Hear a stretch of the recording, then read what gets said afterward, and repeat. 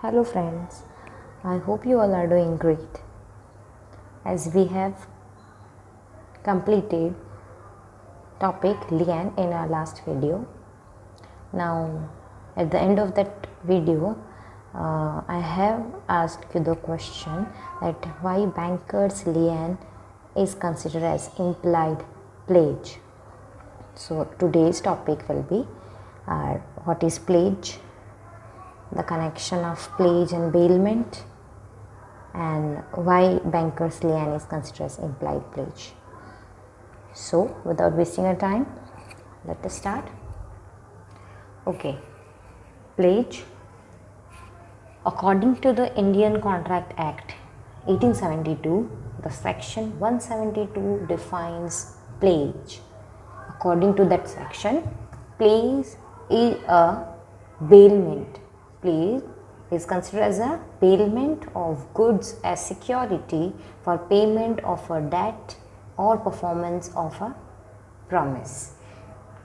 Now, by this definition, we can easily get the idea that pledge shows the relation between two parties in which one is liable to pay to another one, and because for that debt and the payment he is putting somewhat kind of security with that another party that means creditor. So here let us see same with an example. There are two persons, party one A, party another party is B. B wants to take loan from A. As A is giving him the loan amount, definitely he will ask for somewhat kind of security. B is transferring a particular kind of goods to A as security. So here this transfer of goods from B to A shows a relationship of pledge, because the goods has been transferred as security for what? For the payment of the debt. What debt? He is liable to pay to A. What amount? The loan amount. Okay, now till the loan amount has been transferred by B to A, till that period the security will be kept with the A only, the goods will be kept with the A only. Once and while B has been done with all these procedures, and he completed with all this thing and he repay the whole debt amount, A will definitely give him back that goods that he has kept with A as security. So by this thing we can understand that one party, when he is putting or transferring goods to another party for or as security against the debt amount, it is considered as pledge. Now the party who is transferring, that is B, will be considered as pledger. Considered as pledger, or another way we also called pledger as pawner. Pledger and pawner both are same. Now to whom he is transferring the goods, the party will be considered as pledgee or pawnee. Both are same. So this is what your pledge. Clear? Now here, to complete this whole transaction, one should consider or try to fulfill three essential elements of this contract. What are they? Let us see. Okay. Then three essential requirements are, very first, I have just mentioned all three here in very brief. Very first is delivery of goods. Okay, goods must be delivered. Now here two kind of delivery can be possible. Very first, it can be physical delivery, which is very simple, as he is transferring goods to A. This is physical delivery. He is transferring the possession of goods. Okay, now here in the second one, it can be symbolic. Symbolic delivery means, might be possible he is not transferring the physical or actual delivery of goods, but he is transferring the possession. How? Suppose warehouse, he can transfer the key of warehouse or we can say that by this way it is what he is symbolizing, that he is transferring the goods which is there in warehouse. So this is what symbolic transfer or symbolic delivery. Another, it can be like, suppose one person, he is the party, he is putting somewhat kind of important documents as security with A.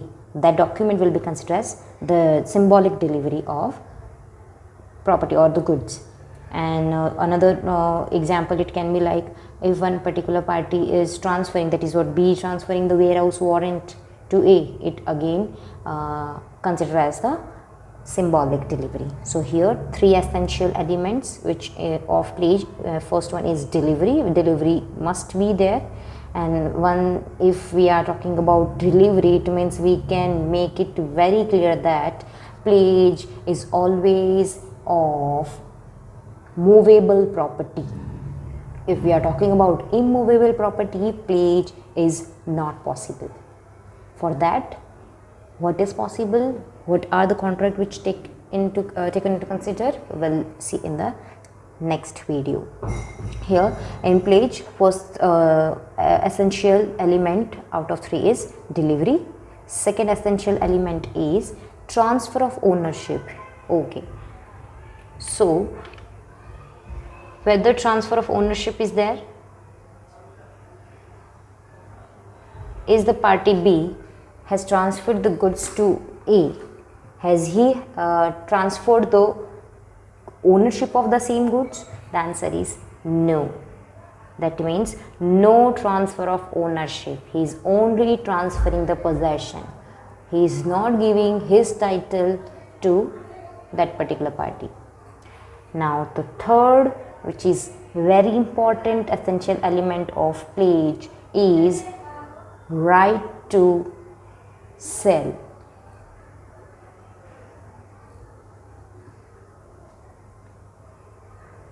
While when he will go for right to sell, when this particular right that pledgee or pawnee can use only and only in the case when he fails to repay him debt. Right in case of failure to repay. These are the three important conditions which makes the pledge complete. Three essentials.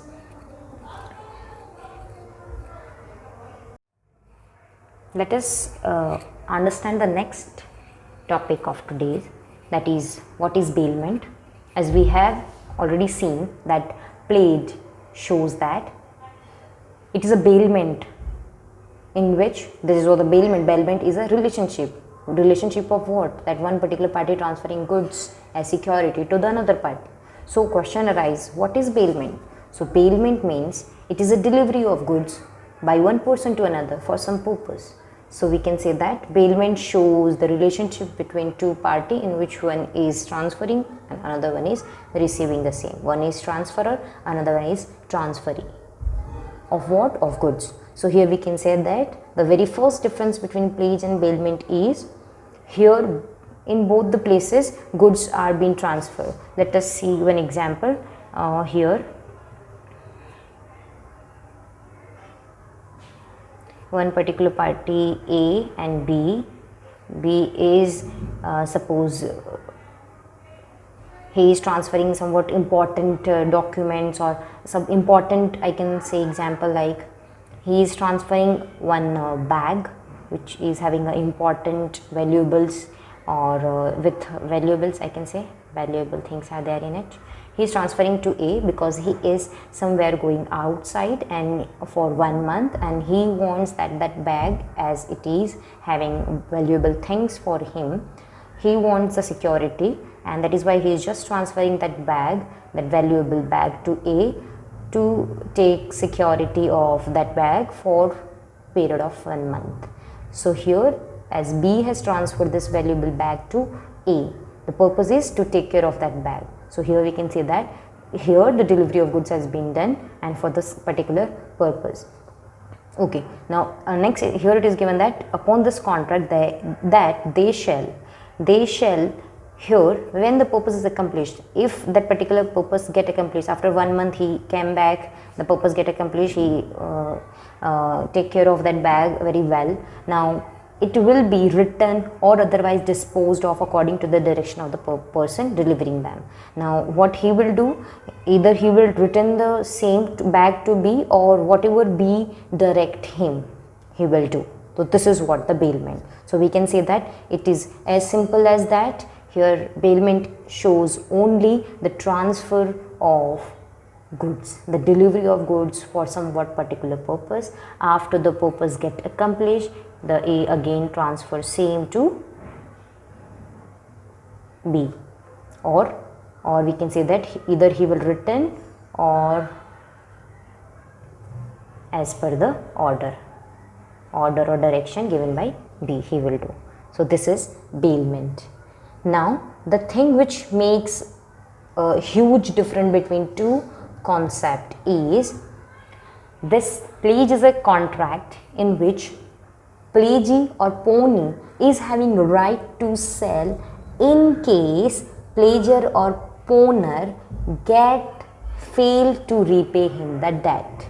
So this is the point which makes it different from the bailment, because in this case that particular party, okay, I forget to tell you that in that case the party who is transferring will be considered as bailer, while the to whom he is transferring will be considered as bailee.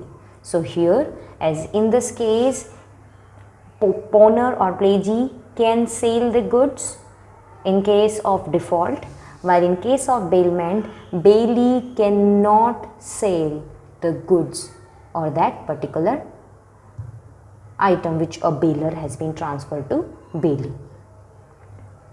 This is what the point which make it different.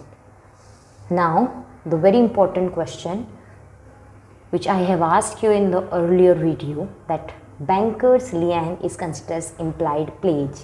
Now what is lien? To get a very short brief idea I am giving you, lien is in which we can say that the party who is forfeiting that goods is not having any kind of power to sell or dispose that particular goods in any case. While in case of pledge, we have already seen that in case of default, the party, that means owner or pledgee, can sell.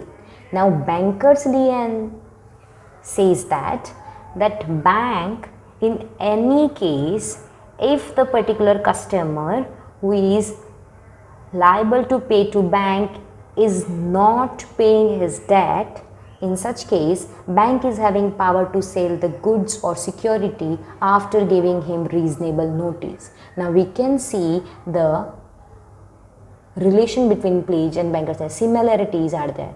So that is why normally lien, in any case, in lien the particular party who is having that goods under his possession cannot sell, but in banker's lien bank can sell. That is why we are considering and saying that banker's lien is nothing but implied pledge. I hope this thing is now very much clear to you. What is pledge, what is bailment, what is lien? Just watch my earlier video. The link I have given you in the description box. And why banker's lien is considered as pledge. Just a quick recap, which we can say that it is defined in 172 while it is defined under 148. Bailment is defined in 148 section. Here goods has been transferred as security. Here goods has been transferred for somewhat particular purpose. Next, here the right to sell is there with pledgee pawnee, but here no right to sell the goods with bailee. Here the party who is transferring will be considered as pledger, owner, while here the particular particular person who is transferring the good will be considered as bailer. While in this case, in case of pledge, the particular party who is receiving the goods, who is the transferee, will be considered as pledgee pawnee, while in this case in bailment will be considered as bailee. Here we can say that the party is transferor, transferee,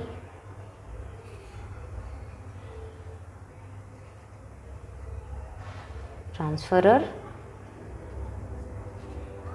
transferee. Okay, thank you friends. If you are having any doubt or if you want to understand any related topic with this, just suggest me in the comment box. Thank you.